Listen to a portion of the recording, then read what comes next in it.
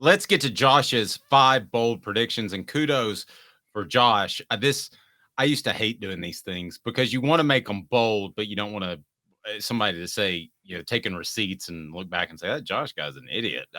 6 weeks from now. Yeah, opportunities there. There you go. So I appreciate you doing that and taking one for the team. 4 Downs is right now. It's brought to you by Herald Group Security Solutions. 4 Downs. 4 questions. 4 answers. The Dave Hooker Show. 4 Downs. A presentation of offthehooksports.com. All right, here we go. Josh has them, and as always, it'll be Cooper Mays setting us up. And Coop, what should people do? Cooper Mays here. Hit like and subscribe. Thanks, Coop. First down, and actually we're going to go 5 downs because we're going to Colorado, Nebraska style, because Josh wrote 5 bold predictions. So no, it's Colorado, Missouri. Colorado, Missouri. Sorry. Well, the problem is I just hate Missouri. All right, so here we go. It is 4 downs. So we'll do 2 first downs. We'll call a penalty on the first down. Coop here. First down. Thanks, Coop. Josh Heupel will win a game scoring less than 30 points. That is a bold prediction. Why, Josh? Because he's never done it, and he's halfway through year 6 as a head coach, and he scored 30 plus in a lot of games, so it's not his fault for putting up that many points so many times. But the record at this point says if he doesn't get to 30, then he's in a lot of trouble. So I'm going to say that he wins a game scoring less than 30 points, and I picked the game. I can go ahead and give that tease as well. It's this week. It's going to happen in 3 days. I think this is a lower scoring game, and I do think Tennessee will win. And it's a close enough line, I think, from Vegas, and the teams match up pretty evenly to where I think picking the game this week has a little bit of bold flavor. So to say that it's under 30 and it's this week and it's the first time in his coaching career, it's doable. So I wanted to start out with a doable bold prediction. I agree with that, Caleb. Hey now. I fully agree with that. And I'm going to talk about this in my gambling picks later in the show, but I'm with Josh. I'm very high on Tennessee not scoring 30 this weekend and still winning. Okay, so go ahead, Josh. No, that's good. I'm getting a little confidence here out of my bold picks to start. All right, so there was a false start. So what down is it, Coop? Coop here. First down. James Pierce will record. First and 15. Yes, it's first and 15. We're going to convert. James Pierce will record 10-plus sacks. He's been compared to Leonard Little. I'm totally with you with this, Josh. Hey now. I think he's a special pass rusher. When I was curious, how often does it happen? Because 10 sacks is a pretty big number, and of course you have more games to work with. I recognize, but it's happened. It's happened 3 times, or 3 players, have done it since 2000, and Derek Barnett did it 3 times. Man, that really adds to what he was at Tennessee. It's incredible. Kurt Magid and then John Henderson did it. There's an Outland Trophy winner, but by my count, 10 players, or it's happened 10 times. I keep skipping over it. It's happened 10 times, 3 times by Derek Barnett in Tennessee's history, according to UT's record book. So it's rare. James Pierce is a sophomore who has already shown his talent, and now I think has become a guy that opposing teams have to pay attention to. I'm just not sure that it's going to matter that much. So I'm going to say in the next 7 games, he can get 5 more and get to 10-plus sacks this season. 10-plus sacks, Caleb, you on board or not? Again, Josh nailed this one. I'm hugely on board with this. I think that Josh, you should have been more bold and said 20 sacks. Well, in Josh's, honestly, it's funny because these are literally bold predictions, because when we put these on the site, the actual predictions, each 5, we put them in bold so you can see them. Yes, they are in bold font as well. Herald Group Security Solutions Leadership. Yeah, so you can't argue. I made them bold before they even happened. You say Tennessee will play a game on Saturday, but they're in bold font, so they count. I really like your next one, and it's brought to you by Herald Group Security Solutions, leadership experience specialization, addressing problems through unique mission-specific mitigation techniques. making your children safe for one school at a time. Highly trained security individuals. They can work in private schools. Now we're working towards public schools. HeraldGRP.com. Tell your school administrator about Herald Group Security Solutions. Let's make this happen. So we're officially on second down after the false start. What's up, everybody? This is Jacob Warren asking you to like, subscribe, and share. Dave needs this. Thank you, Jacob. That was the wrong button. Cooper Mays here. Second down. All right. Tennessee's next 5 SEC games will be decided by less than 10 points. Josh, that's pretty tight. 10 cumulative points or 10 points per game? Total of 10 points over 5 games is going to be an average of 2-point margin over the next 5. No, 5 straight single-digit games in the SEC.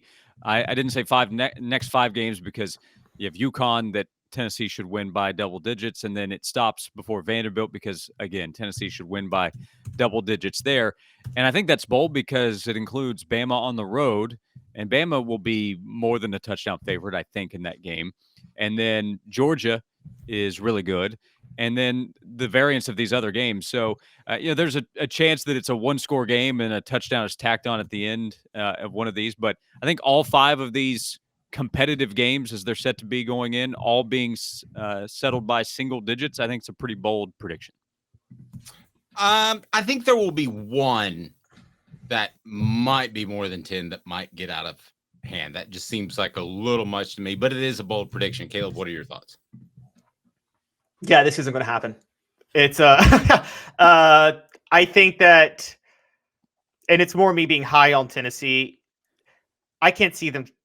So you have them beating Georgia by 14. Is that right? Yeah, exactly. Georgia's the one they blow out. No, make sure we're on the same page. Look, I want to be honest. I don't know if Heupel's ever going to just beat Missouri by 1 score. I don't.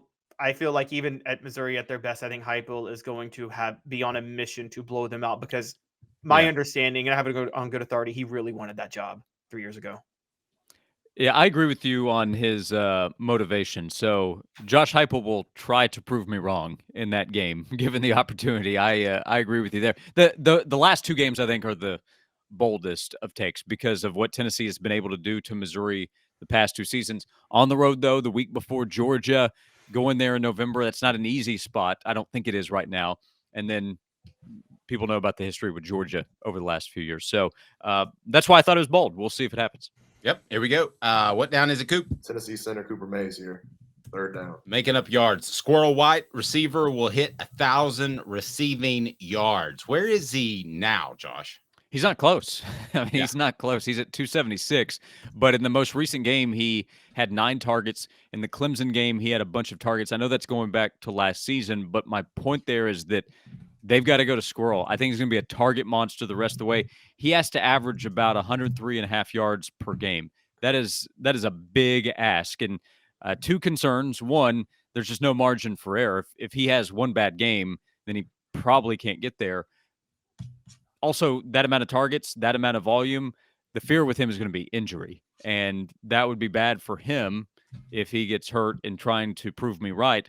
More importantly, for everybody watching right now, that'd be bad for Tennessee's offense because if you take out Squirrel White, I'm not sure where their confidence is right now for big-time volume. There are other guys that have to step up. Jacob Warren, who we heard from, is going to be very important. But in terms of a ton of targets, a ton of big play opportunities over the next 7 weeks, I think that's easily Squirrel White. So I'm going to say he has a couple of games where he just kind of blows up. They need him to have a big week this week, I think, against Texas A&M. So my bold prediction is that he blows up in the second half of the season and gets to 1,000 yards.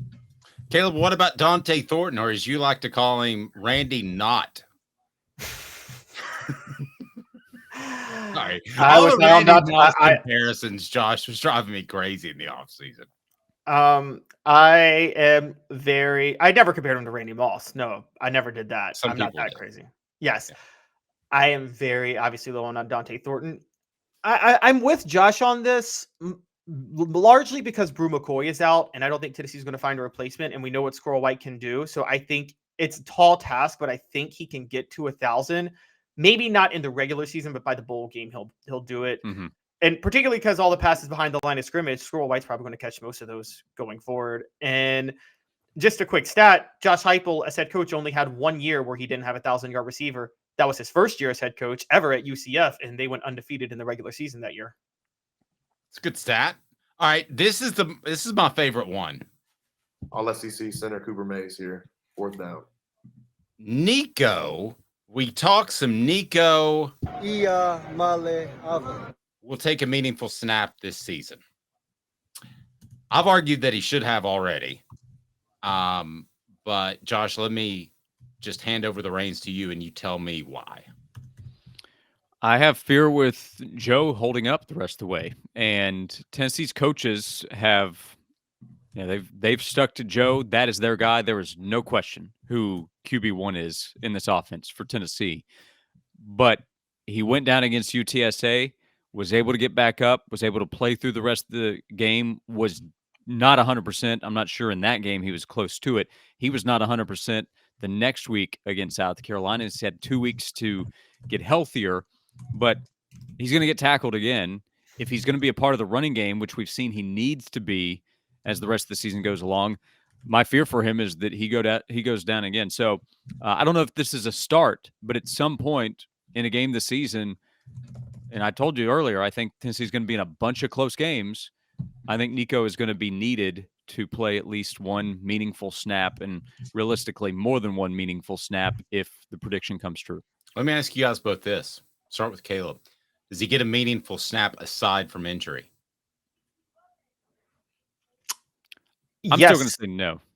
You want to say no, Josh? Caleb? I'm going to say yes, and here's why. You ready for this? Tennessee doesn't make the college football playoff. Joe Milton opts out of the bowl game. Nico Iamaleava gets his first start in the bowl game. I think he'll play at some point a meaningful snap, despite from injury. I don't know about the bowl game. I don't know that Milton would he opt out? I mean, is he that good where he would say I'm cruising on out of here? I think Joe Milton's measurables and his physical tools are what's going to get him drafted, and the more he plays, the more it hurts him. So honestly, I don't think he's going to want to play the bowl game. All right, let's go. What the H, and it has to do with a coaching hire that was made that Tennessee fans lament. What were you going to say, Josh? You're about to say something. Well, not necessarily, but I do agree with Caleb on the pro prospect of Joe. I think it's about what his physical tool set is. So I don't think he's going to be Anthony Richardson, top 5, top 10 in the NFL draft, but he's going to be drafted for sure, and he will have something to protect probably at the end of the season. I don't know if he opts out, but he'll have something to protect, I think, for the pros. I think he's a really good kid, a good locker room guy, so that would surprise me based off what I hear. But who knows? That's not necessarily a bad move anymore. Yeah. Travis is asking, does the bowl game count as a meaningful snap? I think to most fans it will, but that is a funny question. Well, just before we move on, too, you got to people get mad at players opting out, but if you're in a meaningless bowl game, you want that. Don't you want your young guys getting the reps to prepare for next year anyway? Like, what good does a guy who's not going to be there next year, what good is he playing in a bowl game that's not a championship game? Yeah, they should just shoot him in the leg. Well, it's all narrative, because if you go out there with the guy who's up next and he doesn't perform well, then it just creates an off-season of terror. So, so does shooting someone in the leg. It's an off-season of terror. Again, that depends on what happens next. So